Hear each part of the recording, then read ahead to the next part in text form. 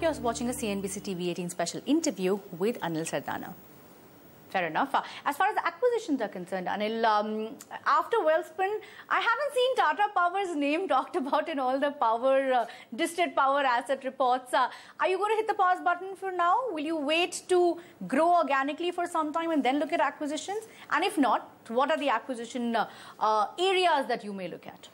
So I guess we have already announced, it's public, that we have a platform where we have $850 million in our kitty to make sure that we have to now look at salvaging various distress. This is in a joint venture with ICICI and CDPQ. So we are the largest in that, and there are other partners which are there.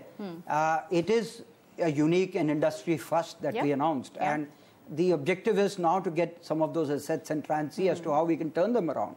So we are seriously looking at some of those options. You are? Yeah. So what areas? What in terms, be it renewable energy, solar, I understand there are challenges there, but what areas will you look at? So we have announced that renewable is not a part of that platform growth. Renewable we will grow through Tata Power Renewable Energy Limited, which is going to be 100% owned by Tata Power.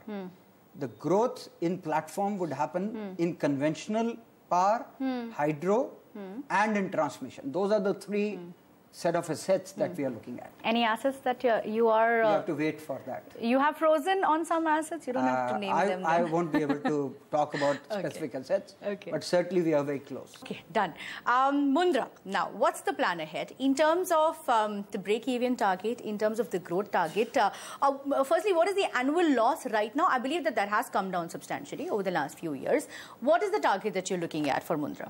So we have talked about under-recovery of Mundra before.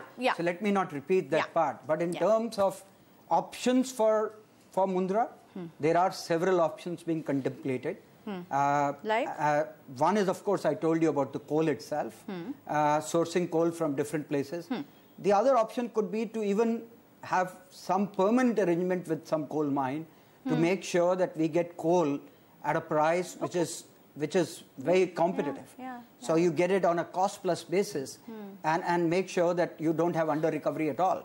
So, and the other options could be that once the demand profile picks up in next 2 to 3 years, maybe add one more unit there which could cross-subsidize the under-recovery, because that unit could be on either Section 62 basis. Is going to be one of the most competitive power that you will be able to provide to procurers, or you could sell it under Case 1 once the demand picks up.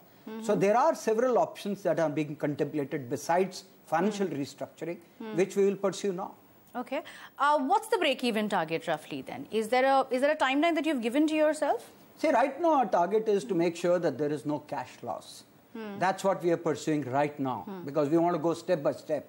Not trying to make sure that, look, we will be able to generate profits out of Mundra. That's not practical because we have an under-recovery on the coal. But at the same time, yes, we are working on operational aspects related to fuel, and many other initiatives to make sure that we have no cash loss in that entity. So would 2020, 2022 be a fair enough timeline to look at a turnaround, break even, whatever you call it? Oh, certainly. Yeah, 2022, that 2-year timeline. That's a very comfortable target. I wish you become my boss. Okay, yes, we'll see if Chandra is listening to that. That's right. But I'm going to ask you I guess the shareholders and the seniors will look at that being achieved faster than that. Faster than that? So 2019? I'm saying let's leave it to the time frame. The teams are working on it right away. There is a clarification I wanted to ask you. The Trombay PPAs will be expiring in March 2018.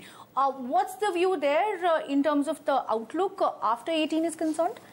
I think before we talk about after 18, we need to understand the fact what's been the role of Trombay in the entire Mumbai system. Now, it's important for those who live in Mumbai to appreciate the fact that till date, they have not seen outages, brownouts, blackouts, because there is a concept of islanding that one is able to achieve through this embedded generation. Therefore, Trombay plays a very critical role in making sure that Mumbai is different than other metros. In fact, if you ask other metro policymakers, they talk about we must have islanding for our city. Therefore, I'm assuming that powers to be will have that appreciation and understanding, and we should therefore be able to continue with Trombay for longer years. So after 2018, once it expires, there will be an extension. That should be the way, because otherwise you would have Mumbai like any other metro then. Okay. Now I'm going to ask you about your new chairman. As far as the strategy is concerned, how have things changed from Tata Power's perspective in terms of even as far as promoters getting involved on a more regular basis? Take me through what's the strategy under the new chairman. See, the way Tata companies work, the influence is largely of the collective board. Yeah. And there is tremendous amount of interaction between management and the boards. Therefore, for one individual to make a difference, this period is too short a period. Yeah, yeah. However, as you all know, that Chandra is one with Midas touched. He made a lot of things change at TCS. One is hoping that the Midas touch will also spread to all the group companies, and we will have the benefit of his, his wisdom, his inputs to all the companies. So that's what we are all looking forward to. And he's a great buddy, he's a great colleague to have, and it's nice to see him at the helm of affairs. So we wish him good wishes, and we also wish that his Midas touch will continue. You mentioned the cross-holding aspect, and that is something which is being taken care of from a board level and Tata Sons level. But how significant will that be in terms of simplifying the structure, bringing down cross-holding? How crucial is this from an individual group company perspective? So conceptually, yes, it's a great thing to do, because there is tremendous amount of cross-holding, which at times causes issues of governance and creates a lot of difficulties. But what pace and what exactly is destined, I think that's again for Tata Sons to decide. Okay. Does it feel like there's a new chairman, or is it work as usual since Chandra is a buddy, as you mentioned? Well, I would say that, as I said, influence is more between the board and the management. Yeah. And incidentally, as our chairman changed, a lot of changes are happening at our board level also. Is it? Because a lot of our directors retired and superannuated. We had 3 of our senior directors who superannuated in the recent past, and therefore we have had 3 other directors.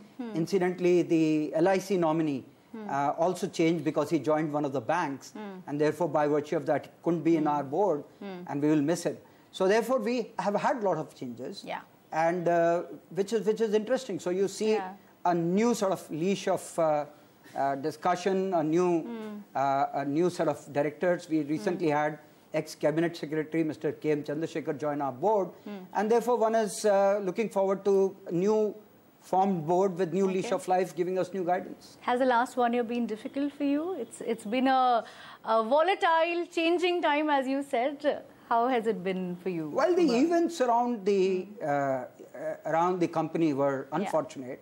But at the same time, the year that went by was good from our perspective, because I think overall performance that we could deliver was much better. That didn't affect morale at all? From a board, from a management perspective? It does impact the employees, but we had to do a lot of communication and made sure that our employees get to sort of understand that it's ultimately management which is in control. And fortunately for our board, we didn't have any sort of surprise events, and therefore for us it was business as usual most of the time. Thanks again, Anil, for speaking to us exclusively. So that was Anil Sardana taking us to Tata Power's plans going forward, how the year has been, and what the focus will now be: growth and sustainability. From all of us here on CNBC TV 18, goodbye and thanks for watching.